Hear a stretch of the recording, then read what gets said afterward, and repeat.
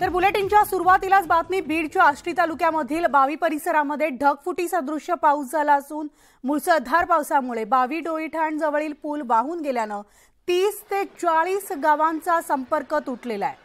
पुराच्या पाण्यात 6 शेळ्या वाहून गेल्याचं समोर आलंय। अतिवृष्टीमुळे परिसरातील खरीप पिकं सुद्धा वाहून गेली असून शेतकऱ्यांचं खूप मोठं नुकसान झालेलं आहे।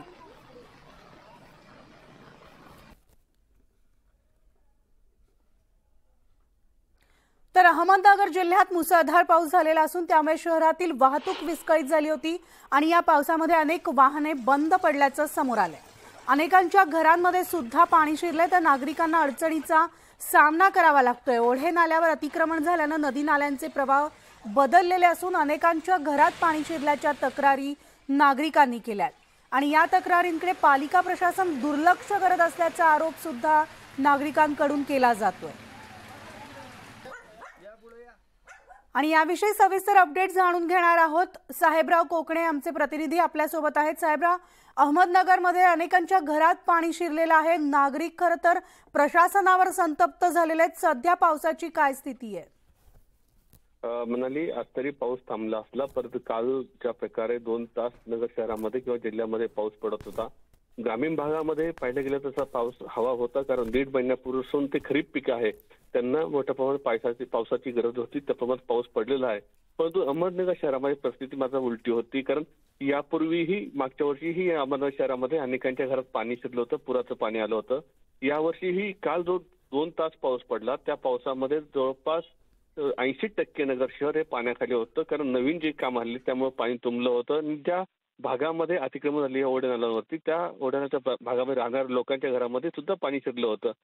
जवळपास गुडघ्याच्या वरती पाणी होतं, त्यामुळे पूर्णपणे जवळपास संध्याकाळी 2 वाजेपर्यंत मोठी यंत्रणा कामाला लागली होती। पाणी काढण्यामध्ये मोठा कसरत प्रशासनाने करावी। या निमित्ताने असा प्रश्न येतो की अहमदनगर महानगरपालिकेच्या हद्दीमध्ये जे ओढे नाले जे आहेत त्याच्यावर जे अतिक्रमण झालेले आहेत ते प्रशासन काढणार कधी, याबाबत अनेक तक्रारी झालेल्या आहेत, परंतु प्रशासन कुठल्याही प्रकारची कारवाई करत नाही, ना पाठीशी घालते। त्यामुळे ह्या सगळ्या प्रकरणामध्ये जर याच्यापेक्षा जास्त पाऊसला तर मोठी हानी होण्याची शक्यता नाकारता येत नाही। त्यामुळे नागरिकांनी संताप व्यक्त केलेला आहे की जेणेकरून या अशा पावसाला तर जायचं कुठं हाही प्रश्न दरवेळेस नागरिकांसमोर असतो। त्यामुळे या प्रकरणावरती महानगरपालिका काही दखल घेणार आहे का हा प्रश्न प्रथम असो। पण आज तरी वाहतूक सुरळीत आहे, परंतु काल जे वातावरण शहरामध्ये होतं ते अतिशय धक्कादायक होतं। सोनाली, धन्यवाद साहेबराव या सविस्तर माहितीसाठी।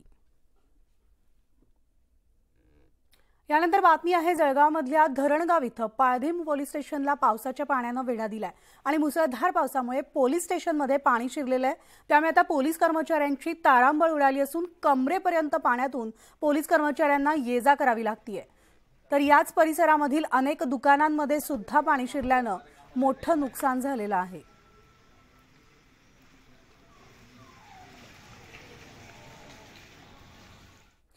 बुलढाणा जिल्ह्यात मुसळधार पावसानं हजेरी लावल्यामुळे धरणाच्या पाणी पातळीत वाढ झाली आणि नांदुरा तालुक्यामध्ये नदी नाल्यांना पूर आला असून पुलावरून 3 ते 4 फुटांपर्यंत पाणी वाहतंय। त्यामुळे आता अनेक गावांचा नांदुरा शहराशी सुद्धा संपर्क तुटलाय। तर खामगावच्या विहीगाव इथला मस प्रकल्प ओव्हरफ्लो झाला असून कारेगाव येथील नदी पुलावरून पाणी वाहू लागल्यामुळे कारेगावचा तालुक्याशी संपर्क तुटलेला आहे।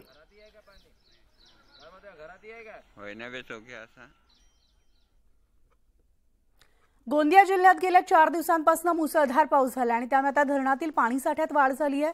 पुजारी टोला धरणाचा पाणीसाठा सुद्धा वाढलेला आहे। पाणी पातळी नियंत्रणात राखण्यासाठी धरणाचे 6 दरवाजे उघडण्यात आलेत। तर धरणातून नदीपात्रात पाण्याचा विसर्ग केला जातो आणि त्यामुळे वाघ नदी काठावरील गावांना सतर्कतेचा इशारा देण्यात आलाय।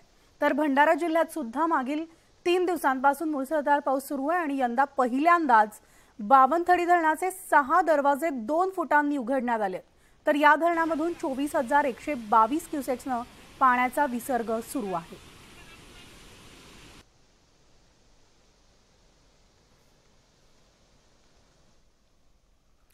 आणि आता बातमी आहे छत्रपती संभाजीनगर शहराला पावसानं झोडपून काढले। त्यामुळे आता सखल भागात अनेक ठिकाणी पाणी साचले तर शहरातील नाले तुडुंब भरून वाहू लागलेत।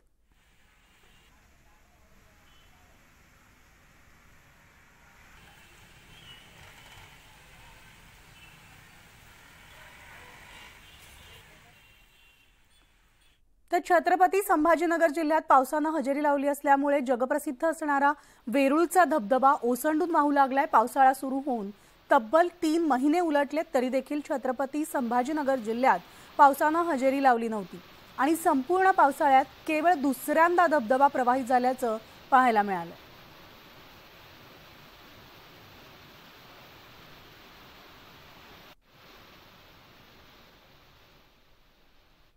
जळगाव